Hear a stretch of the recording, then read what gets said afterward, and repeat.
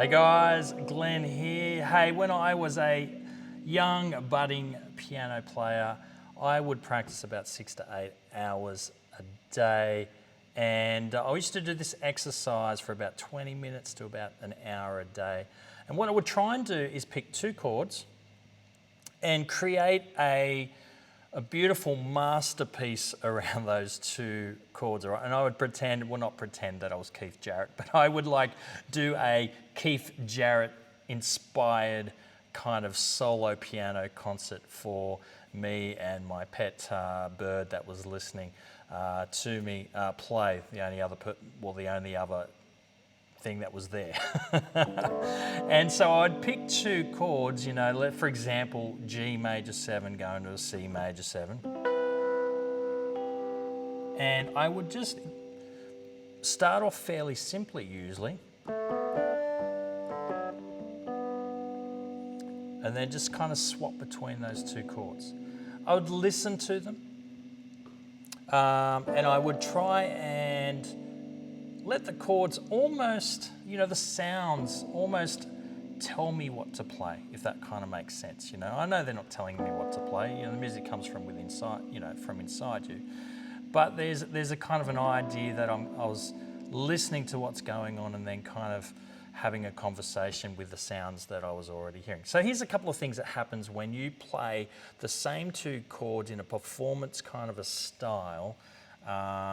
One, you're intense, because you're trying to perform, right? So you're intense. So it means that you're really working hard and thinking about what you're doing. You're focusing on what you're doing, all right? If you're just, playing G chord to C chord, maybe not, being intent about it, all right? And so, look, time is limited.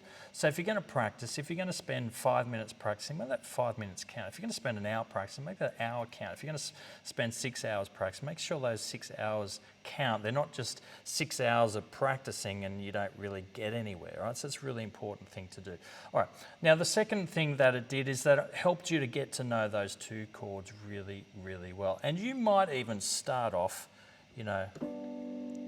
just root position chords, that's okay. All right, root position chords. And what you might do is you're just playing those two chords, and you might find, oh, hang on, there's G and B. They're the common ones, all right? Okay, I'm going to keep the G and B there when I change chord, if that makes sense, all right? And then you just kind of get to know those chords. Then you start moving them around. G chord. Here's G. Different ways I can play G chord, then C chord.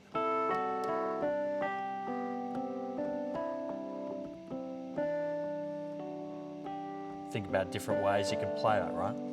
Now, the more you do that, the more you get to know those particular chords. And that means that when you're playing a particular song, maybe the chords are only happening for, like half a bar and the 1, 2, 3, 4, 1, 2, it's flying away. So you go 1, 2, go.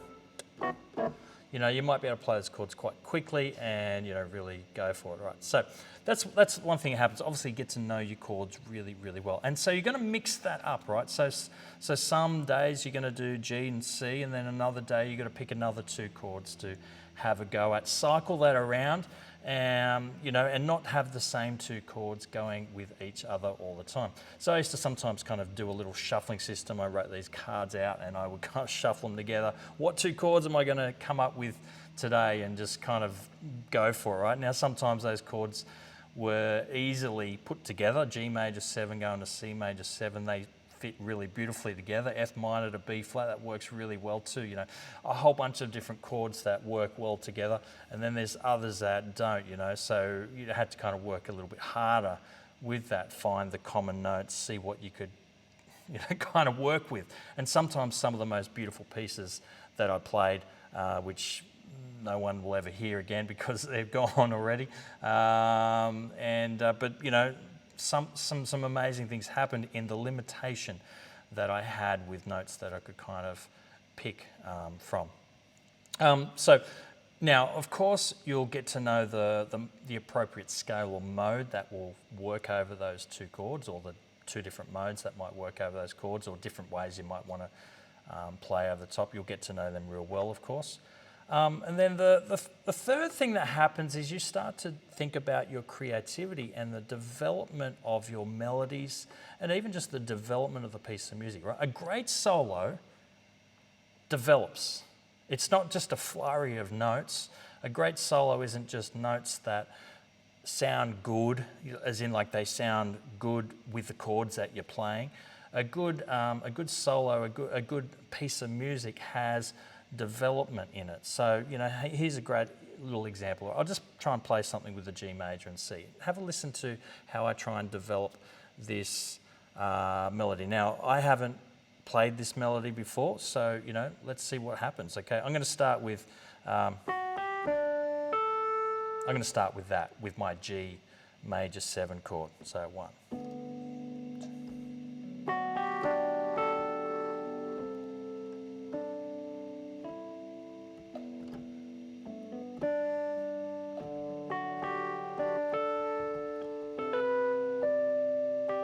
All right, so there's something similar about it, but then I didn't do exactly the same there.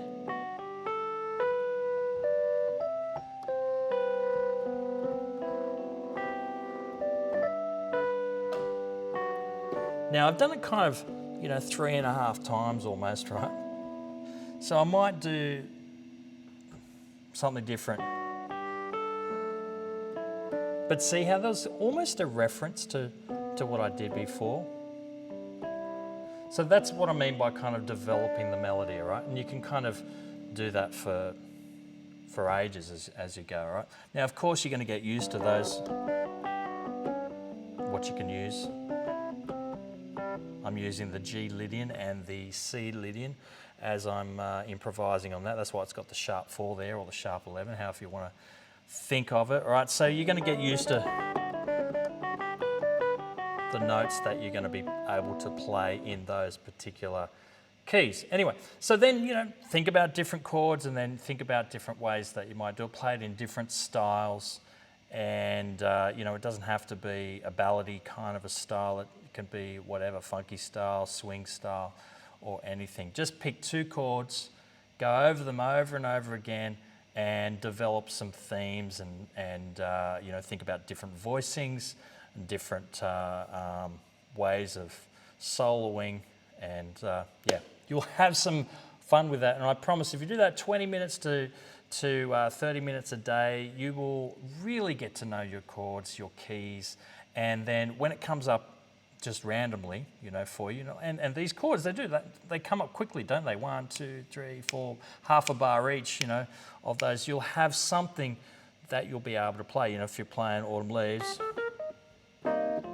you'll know C minor 7 going to F7 in so many different ways because you've done it before so many times. Of course, you practiced your voicings and stuff like that, but this is kind of a way of really kind of putting that into practice and also maybe even discovering and coming up with your own voicings that might help as well. All right, guys, hopefully it helps. Hey, if you like it, subscribe, let me know that you like it just by pressing the like button. Or say good day. It's always great to hear from you guys. And I'd love to know if there's anything in particular that you would like me to try and cover in the future as well. All right, I'll see you guys real soon for another tutorial. Bye.